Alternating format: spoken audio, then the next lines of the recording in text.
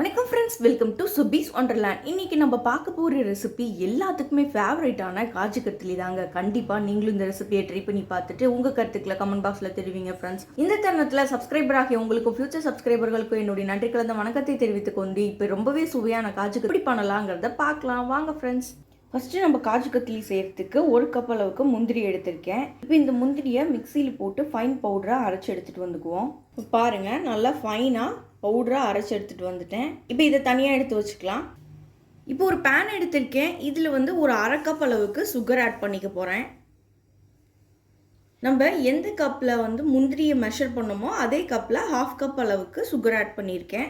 இப்போ இதில் ஒரு 4 டேபிள் ஸ்பூன் அளவுக்கு தண்ணி ஆட் பண்ணிக்கிறேன். ரொம்ப சேர்க்கலை, ஒரு 4 டேபிள் ஸ்பூன் அளவுக்கு தான் தண்ணி சேர்த்துருக்கேன். இப்போ பேனை ஹீட் பண்ணிக்கலாம். இப்போ சுகர் சிரப் நல்லா மெல்ட் ஆகி வரணும்.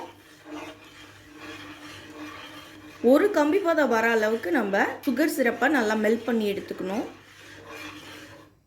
ரொம்ப குயிக்காகவும் ரொம்ப ஈஸியாகவும் செய்யக்கூடிய இந்த காஜு கட்லியை நீங்களும் ட்ரை பண்ணி பாருங்கள் ஃப்ரெண்ட்ஸ். ரொம்பவே சூப்பராக வரும். இப்போ இதில் நான் கொஞ்சமாக ஏலக்காய் தூள் ஆட் பண்ணிக்கிறேன்.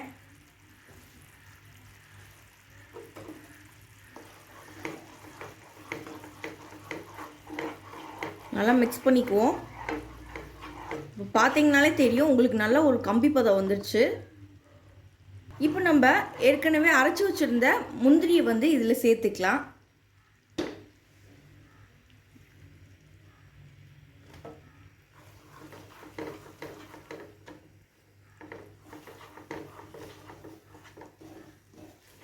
நம்ம இந்த மாதிரி இதை மிக்ஸ் பண்ணும்போது லோ ஃப்ளேம்லேயே வச்சுக்கணும்.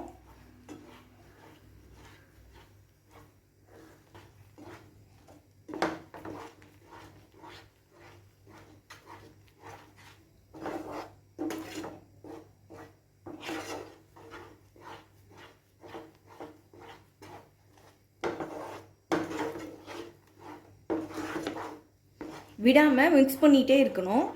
இந்த மாதிரி ஒரு லைட்டாக கெட்டிப்பதம் வந்ததுக்கப்புறமா நம்ம 1 டேபிள் ஸ்பூன் அளவுக்கு நெய் ஆட் பண்ணிக்கலாம். இப்போ 1 டேபிள் ஸ்பூன் அளவுக்கு நெய் ஆட் பண்ணிக்கிறேன். நல்லா மிக்ஸ் பண்ணிக்குவோம்.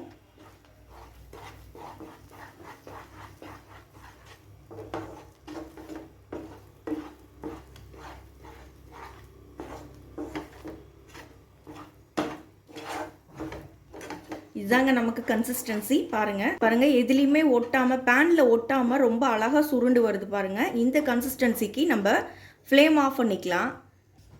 இப்போ ஒரு சாப்பிங் போர்டு எடுத்திருக்கேன். இதில் கொஞ்சமாக நெய் அப்ளை பண்ணிக்கிறேன். நல்லா ஃபுல்லாக ஸ்ப்ரெட் பண்ணி விட்டுக்கிறேன். இப்போ நம்ம ரெடி பண்ணி வச்சுருந்த முந்திரி பேஸ்ட்டை இதில் ஆட் பண்ணிக்கலாம்.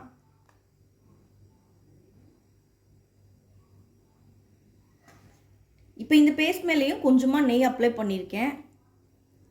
நல்லா சுற்றியில் தடவை விட்டுக்கிறேன். இப்போ நம்ம ஒரு சப்பாத்தி கட்டை வச்சு இதை நல்லா ஸ்ப்ரெட் பண்ணி விட்டுக்கலாம்.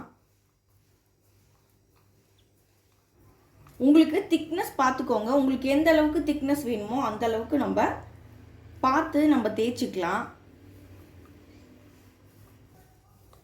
பாருங்கள், அழகாக ஸ்ப்ரெட் பண்ணி எடுத்தாச்சு. 2 பக்கமும் அழகாக ஸ்ப்ரெட் பண்ணியாச்சு. இப்போ நான் எக்ஸ்ட்ராஸ்லாம் ரிமூவ் பண்ணிக்கிறேன்.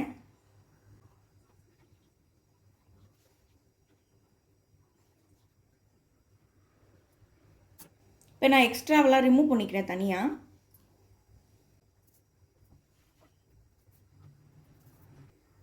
இப்போ நம்ம டைமண்ட் ஷேப்புக்கு கட் பண்ணிக்கலாம்.